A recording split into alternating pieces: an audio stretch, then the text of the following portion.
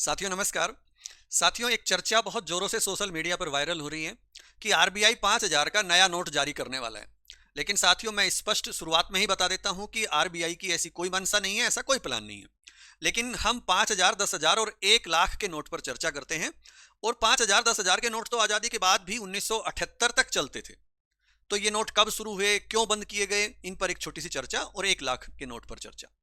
देखो, स्वतंत्रता से पहले आरबीआई ने 1938 में 10,000 का नोट जारी किया था। दूसरा विश्व युद्ध हुआ 1939 से 45 के बीच, और उसके बाद जब युद्ध समाप्त हो गया तो कालाबाजारी और जमाखोरी पर अंकुश लगाने के लिए ब्रिटिश सरकार ने 1946 में 10,000 के नोट को बंद कर दिया। और स्वतंत्रता के बाद फिर 1954 में 10,000 का नोट फिर से शुरू किया गया, और उसके साथ में 2 नोट और भी शुरू किए गए, 1,000 का नोट और 5,000 का। लेकिन 1978 में मोरारजी देसाई की सरकार ने मोदी जी की तरह ही डिमोनेटाइजेशन किया, यानी विमुद्रीकरण किया, साधारण भाषा में नोटबंदी।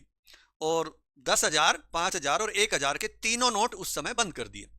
उसके बाद 1,000 का नोट तो दोबारा से 2000 में शुरू हुआ। लेकिन 10,000 और 5,000 के नोट कभी भी प्रचलन में उसके बाद नहीं आए। और 2016 में फिर 1,000 का नोट भी बंद कर दिया था, उसकी जगह 2,000 का नोट चलाया और 500 का नया नोट चलाया था। और फिर 2023 में हमने देखा कि 2,000 का नोट भी, उसकी भी विदाई हो गई, और भारत में अब सबसे बड़ी मुद्रा के रूप में 500 रुपए का नोट है। लेकिन ये तो हो गई 10,000 और 5,000 के नोट पर चर्चा। तो 1 लाख के नोट की क्या वास्तविकता है, इस पर और चर्चा करते हैं। देखो, इस पर भी मैं पहले ही स्पष्ट कर देता हूं कि ऐसी कोई भी जानकारी के इसके कोई पुख्ता सबूत नहीं है।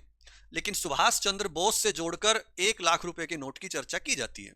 और चर्चा भी इसलिए की जाती है कि नेताजी के सहयोगी थे कर्नल निजामुद्दीन। उन्होंने एक बार इंटरव्यू में कहा था कि आजाद हिंद सरकार के जमाने में 5,000 रुपए का भी नोट चलता था और 1 लाख रुपए का भी नोट सामने आया था। बाद में इसको बंद कर दिया गया। देखो, 1943 में आजाद हिंद बैंक की स्थापना हुई थी, और ऐसा बताया जाता है कि इस बैंक को 10 देशों का समर्थन भी था। इसमें मुख्य रूप से बर्मा है, जर्मनी, चीन, इटली, थाईलैंड, फिलीपींस, आयरलैंड, ये ऐसे देश थे। और इस नोट पर नेताजी सुभाष चंद्र बोस की तस्वीर छपी हुई थी, और आजाद हिंद बैंक ने इस नोट को जारी किया था, ऐसी चर्चा है। इस बैंक का गठन भी नेताजी सुभाष चंद्र बोस ने ही किया था, और यह बैंक बर्मा के रंगून में स्थित था।